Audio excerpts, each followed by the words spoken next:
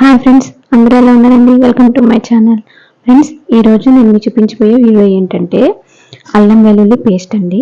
Friends, మనం అల్లం వెల్లుల్లి పేస్ట్ లేకోకుండా ఏ కర్రీని వండుకోమండి. కాకపోతే అప్పటికప్పుడు అల్లం వెల్లుల్లి పేస్ట్ చేసుకోవాలంటే కొంచెం ఇబ్బంది అండి. అందు గురించి నేను నిల్వ ఉండడానికి అల్లం వెల్లుల్లి పేస్ట్ని ఏ రకంగా చేయాలో చూపించబోతున్నాను. ఫ్రెండ్స్, నేను ఫస్ట్ 3 కప్పుల దాకా వెల్లుల్లిని తీసుకున్నాను.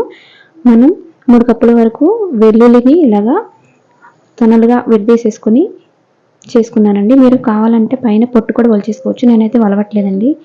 ఇలాగా వెల్లుల్లి పైన పొట్టుతో తింటేనే మనకి మంచిది ఫ్రెండ్స్. అలాగే మనం వెల్లుల్లిని 3 కప్పులు తీసుకున్నాం కాబట్టి అల్లాన్ని వెల్లుల్లి కంటే తక్కువ తీసుకోవాలన్నమాట.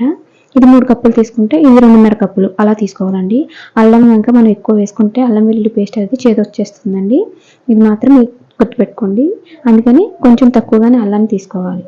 ఫ్రెండ్స్, అల్లం కూడా పైన పొట్టు వలిచేసుకొని ఇలాగ శుభ్రంగా వాష్ చేసేసుకొని ఇలా చిన్నగా కట్ చేసేసుకొని మనం ఫ్యాన్ కింద కొంచెం ఆరబెట్టేసుకోవాలండి. అల్లానికి తడి లేకుండా ఉంటేనే నిల్వ ఉంటుంది ఫ్రెండ్స్. చూడండి, నేను ఈ విధంగా చేసేసి మీకు చూపిస్తున్నాను.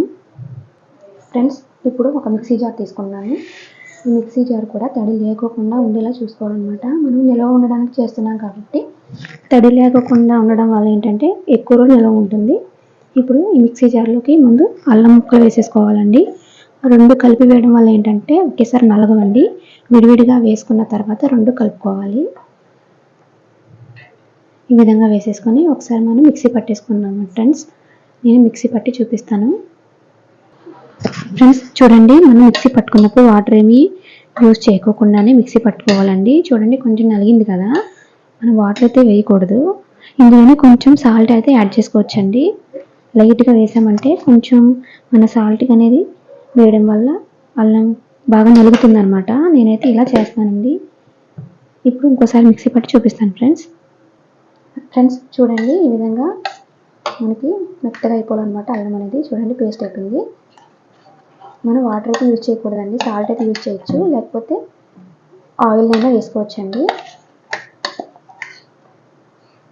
ఫ్రెండ్స్, ఇప్పుడు ఈ అల్లం ముద్దని పక్కన పెట్టేసి వెల్లుల్లి కూడా వేసేద్దామండి.